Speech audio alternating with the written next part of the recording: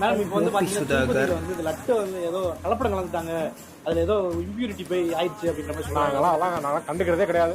அதெல்லாம் சாப்பிட்றதே கிடையாது. பலவா கைப்பட்டு வருதுன்னு எப்படி நிறுத்திடுவாங்க? சாப்பிடுறதே இல்லையா? ஆமா, அதெல்லாம் பசங்க சாப்பிட்றதே பாகவதாச்சாரம். பாகவதர் அபச்சாரமா? பாகவதர் செத்தே கிட்டத்தட்ட 80 வருஷம் ஆச்சு.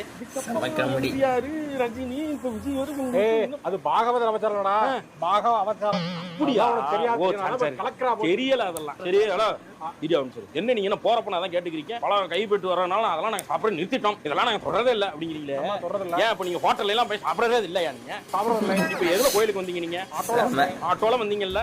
ஆட்டோல ஒவ்வொரு நாளைக்கும் உங்களுக்கு புது சீட்டா போட்டு கொடுத்துட்டு இருக்கா, இல்ல புது ஆட்டோவை ரேப்பர்ல இருந்து ஓபன் பண்ணி வண்டி ஓட்டிட்டு இருக்காளா? ஒவ்வொரு நாள் அதே பழைய ஆட்டோ தானே, அதனால ஏறி வர்றேன். என்ன வீட்டுல சாப்பாடு சாப்பிடுறது அதுவும் கிடையாதா? சாப்பிடுறோமே, சோறு காய்கறி இதெல்லாம் சாப்பிடுறீங்க தானே? என்ன அரிசி சாப்பிடுறீங்க? பொன்னி ராஜபோகம். ராஜபோகம் பொன்னி போட்டு சாப்பிடுறீங்களே. ராஜபோகம் என்ன உங்க வீட்டு கொள்ளையில அது ஒரு விலை